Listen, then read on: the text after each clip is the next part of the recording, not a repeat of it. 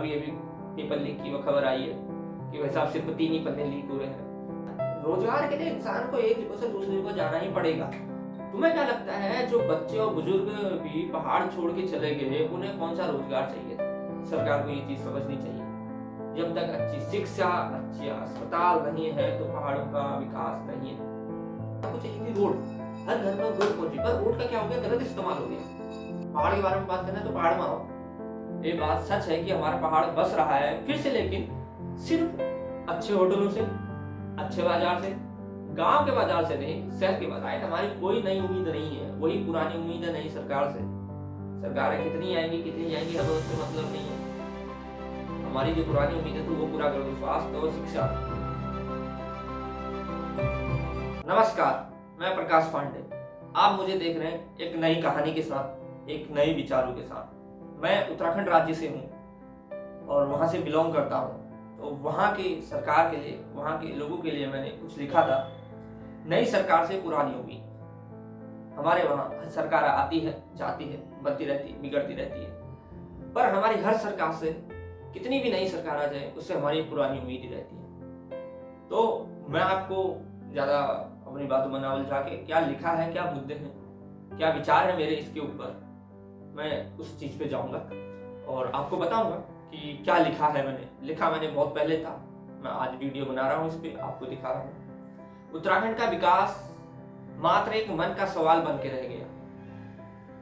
हम जैसे आपने सुना कि उत्तराखंड में भी बहुत विकास हो रहा है, अत्यंत विकास हो रहा है, पर विकास किस पैमाने में हो रहा है, कैसे हो रहा है, क्या हो रहा है, वो मैं इसमें थोड़ा वर्णन किया है। ज्यादा गहराई नहीं की है, ज्यादा भारी शब्द यूज नहीं किए हैं, कोई बड़े बात नहीं की है, बस सिंपल से शब्द है, सिंपल से उसके जवाब है, सिंपल है सब, बहुत ही सरल है, सटीक है। इतना आप देखिए, उत्तराखंड का विकास मात्र एक मन का सवाल बन के रह गया। यहाँ के दूर गांव के लोग आज भी इस मन के सवाल से सवाल पूछते हैं कि कब होगा पूर्ण विकास। उत्तराखंड के लोग आज भी पूछ रहे हैं कि पूर्ण विकास कब होगा, अपने मन से सवाल से, खुद से सवाल पूछ रहे हैं। पहाड़ों में बहुत सी ऐसी जगह है जहां वर्षों तक कोई सड़क नहीं पहुंची थी, वहां इन पिछले 5-10 सालों में अब सड़क पहुंच चुकी है, और कई गांव आज भी ऐसे हैं जहां सड़क नहीं पहुंची। शायद लगता है सरकार के पास एक ही मुंशी है, ये बात ध्यान रखना। लगता है शायद सरकार के पास एक ही मुंशी है जो एक गांव का काम खत्म करके दूसरे गांव जाएगा। शायद सरकार के पास एक ही मुंशी है जो एक गांव का काम खत्म करके दूसरे गांव जाएगा। खैर, ये सड़क तो धीरे धीरे पहुंच जाएगी दूर दराज गांव तक, फिर उन लोगों को भी आसान हो जाएगा शहर की तरफ आने को। देख लो, दूर दराज गांव तक, फिर उन लोगों को भी आसान हो जाएगा शहर की तरफ आने को। उन्हें फिर दूर तक अपना सामान सर पर नहीं ढोना पड़ेगा। अब बातों पे जाना, गहराई जाना, कितना गहरा लिखा है करके। अगर आपको पसंद आए तो आप बताना इसे। हमारी एक बात समझ नहीं आती, हम जो इन गांवों तक सड़क दे रहे हैं, इनका असली मकसद क्या है? गांव पहाड़ों को फिर से बसाने का, या फिर पूरा पहाड़ शहर की तरफ लाने का? एक्चुअली हमें ये पता करना कि हमने जो हमारे पहाड़ों में हमारी सड़क गई है, वो सड़क किस लिए गई?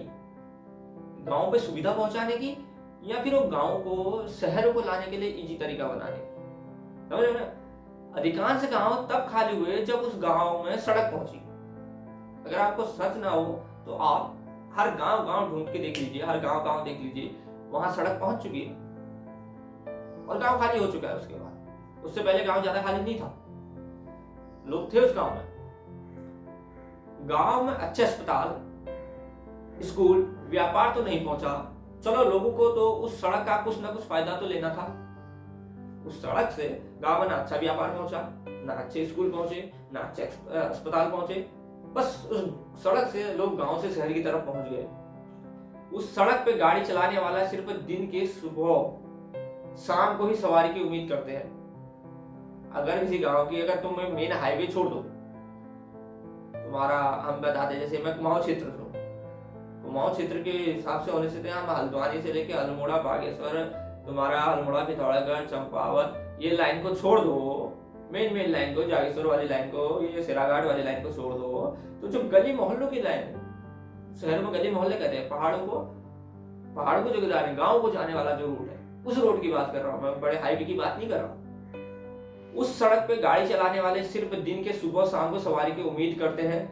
सुबह इसलिए कि कोई नीचे भाबर को जा रहा होगा।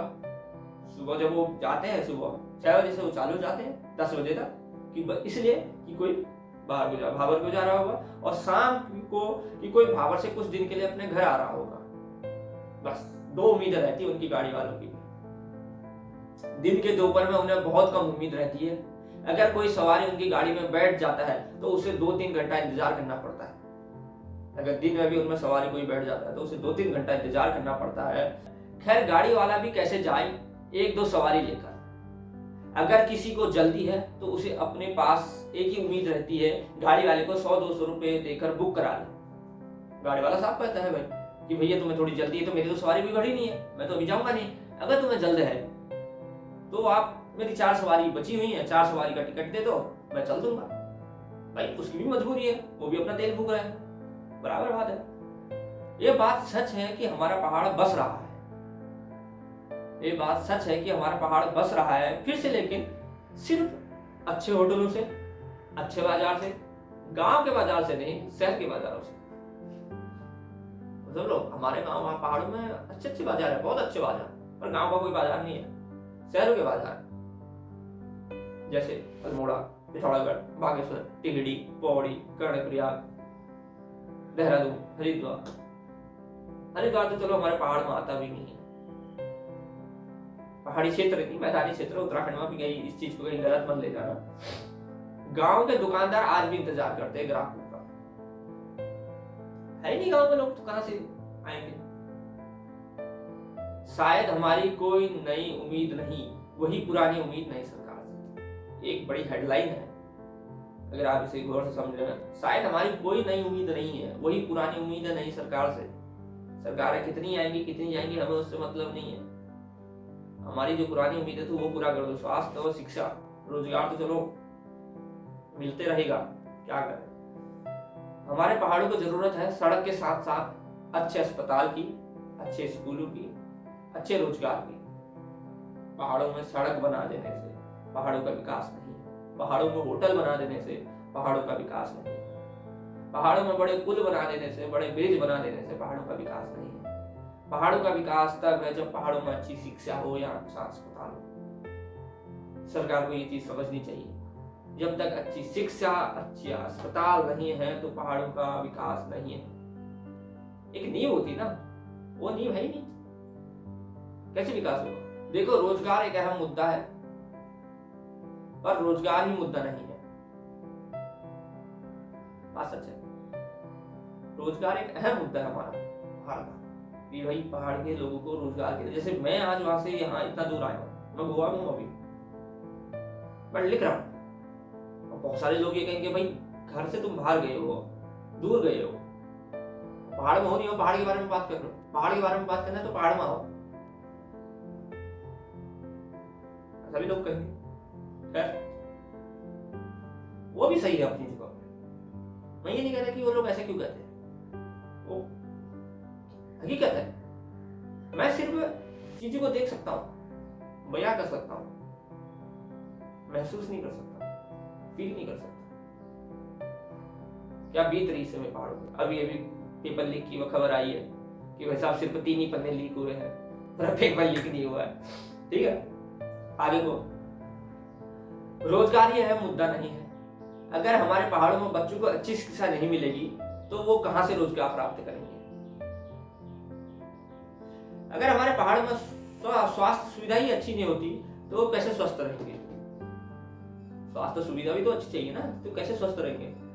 अब देखो, इधर तक आपने अगर वीडियो देख रहे हो इधर तक हो, तो अब इसके बाद एक मेन पॉइंट है जहां पे हमारे पहाड़ों को पिन मारा गया, जिधर से हमारे पहाड़ खोखले हो गए, जिधर से हमारे पहाड़ खत्म हो गए, जहां से हमारा उत्तराखंड कम हुआ है। पहाड़ों से पहले उत्तराखंड बना किस लिए था, उसी लिए था ना यार। आज भी हम मैदानी और पहाड़ी की लड़ाई लड़ रहे हैं तो फिर क्या मतलब। इसे सुनो, तुम्हें क्या लगता है जो बच्चे और बुजुर्ग भी पहाड़ छोड़ के चले गए उन्हें कौन सा रोजगार चाहिए था, ये बताओ। इधर पे बता सकते हो कोई? कि वो बच्चे और वो जो बुजुर्ग हैं वो क्यों गए पहाड़ छोड़ के। जब मैं छोटा बच्चा था मैं क्यों छोड़ के आया पहाड़, मेरा परिवार क्यों छोड़ा पहाड़। रोजगार के लिए अपने घर से दूर जाने की परंपरा ये आज से नहीं है, ये बहुत पुरानी है। शहरों में रहने वाले भी रोजगार के लिए एक शहर से दूसरे शहर जाते हैं। क्या मैं नहीं आया? मैं भी तो एक शहर से दूसरे शहर आया हूँ। मैं तो पहाड़ से आ गया था रुद्रपुर, हमारा घर परिवार बस गया रुद्रपुर। अब मुझे रुद्रपुर में तो रोजगार है ना यार, रुद्रपुर से मुझे गोवा क्यों आना पड़ा। मेरा जो काम था, मेरा जो प्रोफेशन था, वो मेरा यहाँ मुझे सुटेबल है, तो यहाँ मुझे वो मिल रहा है जिस चीज में इंटरेस्ट है, जिस चीज में काम। पर मेरा परिवार तो अभी वही है ना रुद्रपुर। क्यों? क्योंकि वहाँ अच्छे स्कूल है, अभी वहाँ अच्छी स्वास्थ्य सुविधा है, अभी पहाड़ों से तो बेटर ही है, तो इसलिए वो वहां रह रहे हैं।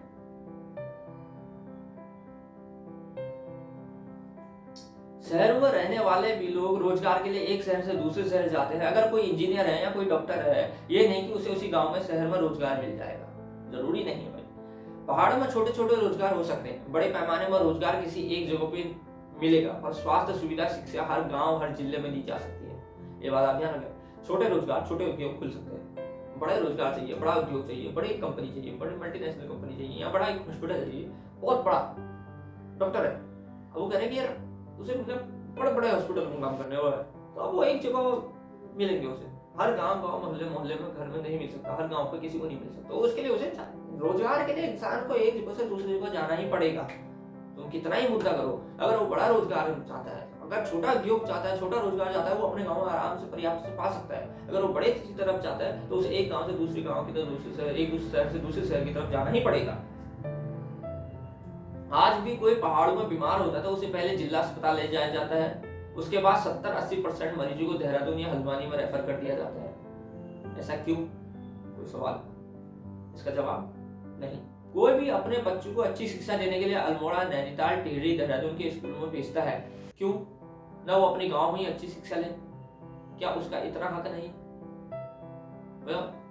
अगर उसे अच्छी शिक्षा दी जानी तो या अल्मोड़ा के स्कूल जाएगा, या पिथौरागढ़ जाएगा, टिहरी जाएगा, तुम्हारे गुरुद्वारा आएगा, देहरादून आएगा, है? बड़े बड़े शहरों की तरफ भी भाग के आ रहे हो भाई यार। हमारे पहाड़ों में कोई भी सरकार आई, उससे यही उम्मीद रहती कि इस बार बेहतर देखने को मिलेगा। हर बार होता है, फिर 5 साल बाद वही हाल। ऐसा नहीं कि कुछ नहीं होता है, होता है, बस उस पैमाने में नहीं होता। अब मैं ये नहीं कह रहा कि पहाड़ों में आज तक किसी सरकार ने कुछ नहीं किया भाई, बहुत अच्छी अच्छी सुविधाएं आई हैं, बहुत अच्छे अच्छे स्कीम आए हैं, बहुत कुछ हुआ है पहाड़ों में। देखो सबसे अच्छा तो ये है कि भाई पहाड़ों को चाहिए थी रोड, हर घर में रोड पहुंची, पर रोड का क्या हो गया, गलत इस्तेमाल हो गया। सबसे बड़ी कमजोर मैं आपको बता रहा हूँ, शायद उत्तराखंड के लोग 2 पार्टी के बीच में फंस गए, बीजेपी और आईएनसी कांग्रेस। ये सच है, इसे मानो ना मानो। अगर कांग्रेस पार्टी नहीं होती शायद उत्तराखंड में विपक्ष का कोई पार्टी ही नहीं बन पाती, समझ लो। अब बीजेपी कांग्रेस ही नहीं होती, ना कोई सत्ता पक्ष ना, अरे यार है ही नहीं कोई, उससे थोड़ा बाहर निकलो यार, क्षेत्रीय पार्टी लाओ भाई, क्षेत्रीय पार्टी इंपॉर्टेंट होती है। इतना बड़ा देश है, सरकार कोई भी आ जाए पर कुछ अच्छा कर जाए। हमें एक अच्छी शिक्षा चाहिए, अच्छा स्वास्थ्य चाहिए, हमें ऐसी सड़क चाहिए पहाड़ों में जो पहाड़ों को बसाए, ना कि बंजर करे। मैं तो साफ कर रहा हूँ फिर से, हमें एक ऐसी सड़क चाहिए जो पहाड़ों को दोबारा पहाड़ बनाए भाई, पहाड़ों को खाली ना कर दे। इतना भी इजी मत कर दो कि हमारा बागेश्वर से इंसान अल्मोड़ा हल्द्वानी आने में 4 घंटे लग जाए, तो अरे यार चले जाते हैं, कोई दुख तकलीफ हुआ तो 4 घंटे में पहुंच जाएंगे अपने घर। इतना भी आसान मत कर दो। तो मैं अपनी वाणी को इधर पे विराम देता हूँ। आई होप कि आपको ये वीडियो पसंद आई हो और भल लगे, और भल लगे तो भाई अपना थोड़ा शेयर कीजिए, सब्सक्राइब करिए, और आप लोगों तक पहुंचाया, आप तो लोगों तक पहुंचा भी रहे, बताया कि हाँ भाई और क्या मुद्दे से और क्या छू ना कि यह स्वास्थ्य शिक्षा और हमारा रोजगारी शिल्प मुद्दा है। रोड ही हमारा मुद्दा था, हमारे मुद्दे बहुत सर, 1000 मुद्दे सर, पर नींव क्या धरी जने वो देखो ने, जिस चीज से नींव मिल सकती है, हमारा पहाड़ का बच्चा और पहाड़ का बुजुर्ग पहाड़ पर रुक जाए, पहाड़ की महिला पहाड़ पर रुक जाए, उस दिन के इंतजार में है। पुरुष तो जाएगा ही जाएगा। इतना बात ध्यान में रखें। चलो, जय हिंद, जय उत्तराखंड।